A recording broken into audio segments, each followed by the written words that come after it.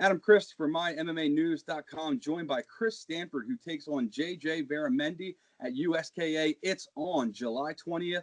And before he makes his debut in the ring, I got to thank the man, Chris, for joining me. Chris, what's going on, brother? I appreciate you being on. How's it going, man? I'm excited.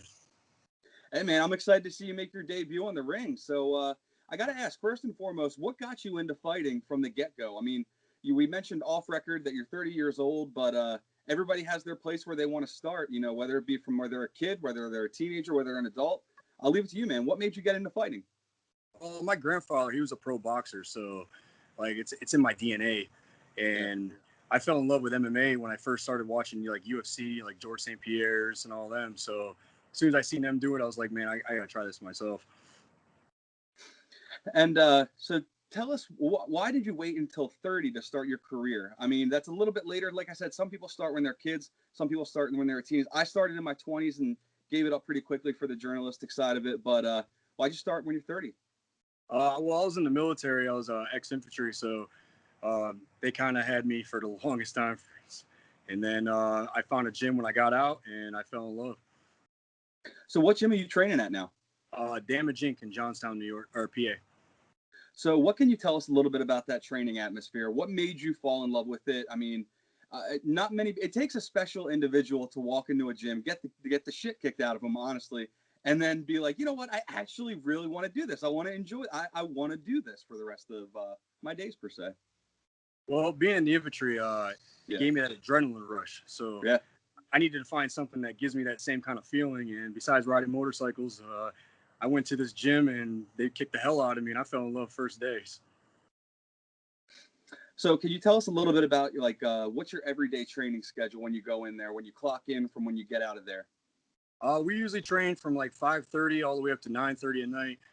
It depends. It varies on the day, obviously, and what coach is there.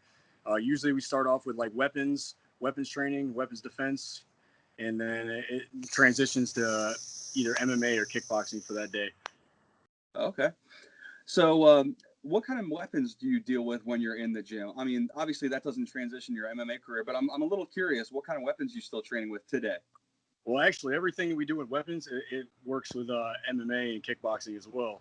But it's anything between knives, ninja stars, hatchets, axes. But pretty much all the motions we do during weapons, we do the same thing when we fight. Okay.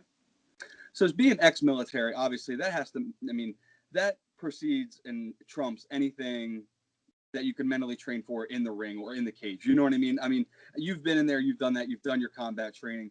That beats a fist fight, period, point blank. I mean, you're getting ready for your life, defend your life and honor, or you're going to go get into a fist fight. So you're ready. How does that mentally transition from the military training into the cage? How does that transformation happen? Well, there's no bullets flying at me, so like I tell people all the time, I work better under pressure. So I'm not going to say it's a little easier going into this, because I mean, I look at it, there's a referee in there, so I mean, they're going to stop it either way. So So your opponent JJ is 1-0. Obviously, you're making your debut. Have you seen any of JJ's fight, or what do you know about him as a fighter? Well, I know he's young. He's 20 years old, and he's got some height on me, which is definitely weird for me because I'm used to playing the tall guy. He's 6'5". I know that he's young. He's hungry. I mean, I have watched this film. I ain't gonna lie. I watched this film. I watched his first fight. He did a phenomenal job in that fight. So I'm looking forward to getting in the ring with him. And you said you've had an aggressive style, and I don't want you to give away your game plan, but can you tell us a little bit about what can the fans expect when you and JJ lock horns in the center of the ring and get it on? There's gonna be some fireworks because one, I don't play nice, and I don't really play nice with others. So I'm looking forward to it. I mean, see what we got. All right, if you had your perfect night out in the cage, you can Babe Ruth your shot, as I like to call it. You know, if you had your perfect night on the evening, how do you get the W on your debut?